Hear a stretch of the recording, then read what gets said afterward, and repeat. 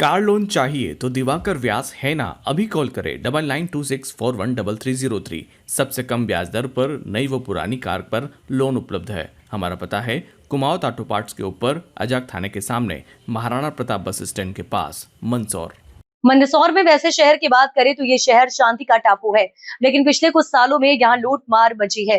भूमाफियाओं का आतंक इस कदर बढ़ रहा है कि वे लोगों की हत्या करने से भी नहीं चूक रहे।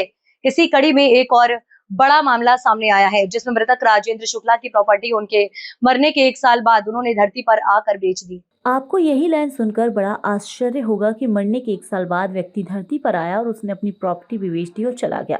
दरअसल यही खेल भूमाफियाओं का है। उन्होंने राजेंद्र शुक्ला की जानकारी निकाली। उन्हें कहीं से लगा होगा कि उनकी मौत हो गई। उनका परिवार छत्तीसगढ़ रहता है और यहाँ कोई आने वाला नहीं है, तो उन्होंने एक डमी आदमी खड़ा किया और डमी आधार कार्ड बनाकर राजेंद्र शुक्ला से प्रॉपर्टी बिकवा दी और माल सब खाने की तैयारी में थे। लेकिन यही मामला कहीं से लीक हुआ और रायता पूरा ढुल गया।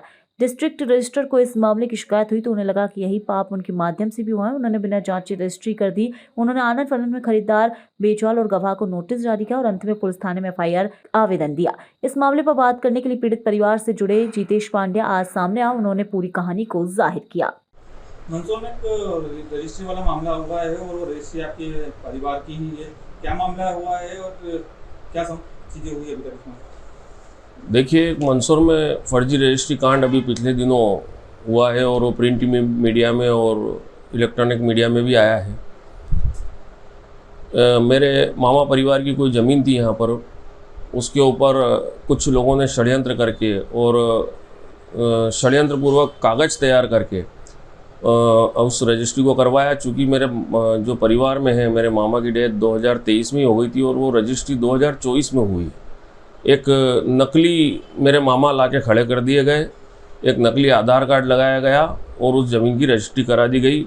ये बहुत ही गंभीर विषय आपके सामने है। इस विषय पर आप आगे क्या हुआ है? देखिए, इसमें FIR दर्ज हो चुकी है।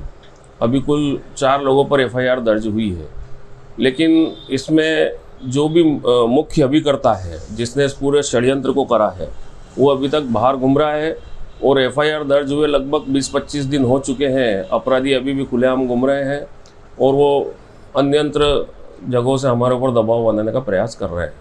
तो जिसका आप बता रहे हैं, जिसका जिक्र करते हैं कि जो मुख्य आरोपी है वो कौन है और उसका क्या बैकग्राउंड है और कहाँ रहता है? देखिए, जो मुख्य आरोपी है उनके नाम से शिकायत का आवेदन भी थाने में दिया गया है एक पत्रकार महोदय के द्वारा। उनका जिसने सारा षड्यंत्र रचा है उसका नाम जीवन कुमावत है, जो अभी बाज़ार में कहता फिर रहा है कि मैंने ये सब कुछ कर लिया तो भी मेरा क्या बिगड़ गया। वो खुलेआम प्रशासन को चुनौती दे रहा है। पुलिस ने हमारा इस मामले में भरपूर सहयोग करा है। माननीय SP साहब ने भी सहयोग करा, YD नगर थाने की पूरी टीम ने हमारा बहुत अच्छा सहयोग करा। हम उनका धन्यवाद करते हैं। पर चूँकि FIR हुए 20-25 दिन हो गए, अपराधी अभी भी बाहर घूम रहे हैं और वो अपनी एंटीसिपेटरी बेल कराने के लिए प्रयासरत हैं। मेरा इसमें सिर्फ एक ही कहना है कि प्रशासन का सहयोग बहुत अच्छा रहा। न्याय में हमारा पूर्ण विश्वास है और यह विश्वास कायम रहे, इसकी जिम्मेदारी प्रशासन की होती है कि वो जल्द से जल्द इसके ऊपर और कड़ी कार्रवाई करें। और इसमें सबसे बड़ी जो गंभीर बात है, मैं आपको कागज़ बता रहा हूँ। देखिए, ये रजिस्ट्री हुई थी 2024 में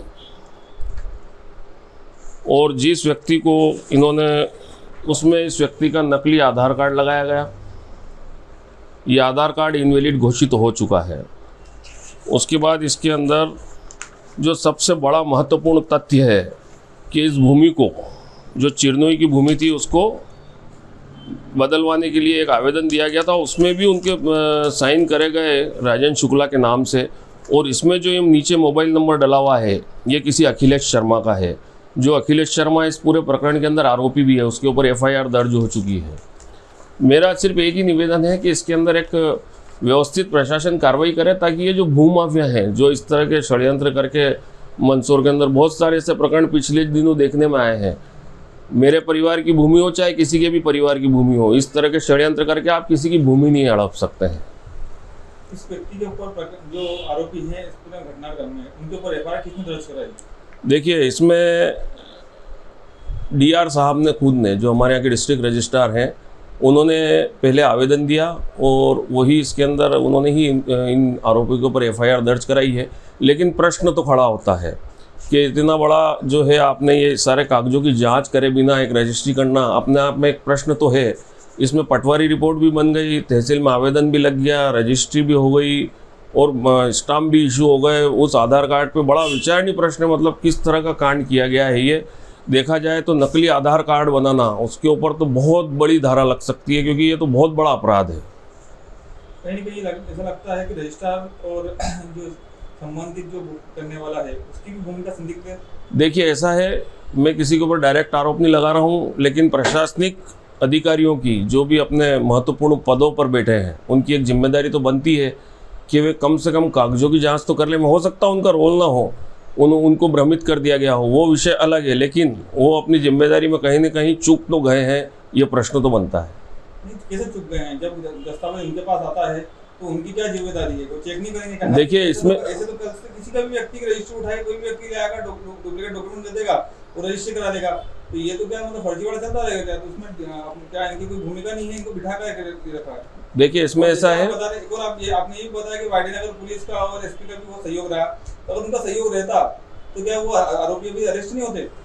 देखिए इसमें ऐसा है कि ये जो रजिस्ट्री हुई है संपदा वन के अंदर हुई है। उस समय वेरिफिकेशन उस लेवल का नहीं होता था जिस तरह का वेरिफिकेशन अब होने लगा है, क्योंकि आप अब रजिस्ट्री कराने जाएंगे तो जिसका आधार कार्ड आप लगाएंगे उसके पास 3 OTP जाते हैं, वो तीनों OTP इंटर होते हैं, तब जाके वो जो है वैलिड होता है। लेकिन 2024 में ये प्रक्रिया नहीं अपनाई जाती थी, उसी का उन्होंने फ़ायदा उठाया और यही लोग इस जो ज़मीन इन्होंने इसके ऊपर जो षड्यंत्रपूर्वक रजिस्ट्री कराई है इसका सौदा बाजार में उतार दिया, ताकि उनका ये कहना था कि इसकी हम संपदा 2 में भी रजिस्ट्री करा दें ताकि ये मामला और विवादास्पद हो जाए। तो उन्होंने एक बहुत बड़ा षड्यंत्र रचा और वो षड्यंत्र आप सबके सामने प्रिंट मीडिया में भी आ चुका है, इलेक्ट्रॉनिक मीडिया में भी आ चुका है और आज मैं भी इस खबर वाला चैनल के माध्यम से आप सबको ही बता रहा हूँ। एक और इसमें जानकारी हमें मिली थी कि जब रजिस्ट्रार ने इनको नोटिस भेजा था, खरीदने वाले, बेचने वाले और 2 जो गवाह थे उनको नोटिस भेजा था, तो जो आपके मृतक जो रिलेटिव है उनकी तरफ से नोटिस का जवाब भी रजिस्ट्रार को मिला है, तो वो कहाँ से मिला? जबकि आप बता रहे थे कि उनका देहांत 2023 में हो गया था, रजिस्ट्री 2024 में हुई थी, नोटिस 2025 में निकला था, तो मृतक 2 साल बाद जिंदा हो गया था क्या? देखिए ये बहुत विचारणीय प्रश्न है कि उन्होंने यहाँ से नोटिस भी इशू कर दिया, नोटिस इशू होने के बाद उस नोटिस का जवाब भी आ गया और उस नोटिस को जवाब को उन्होंने उस रजिस्ट्री के अंदर कैंसिल करने में लगा भी दिया। मतलब बड़ा विचारणीय प्रश्न है कि सारा खेल रचा कैसे गया, इतना ज़बरदस्त खेल रच दिया।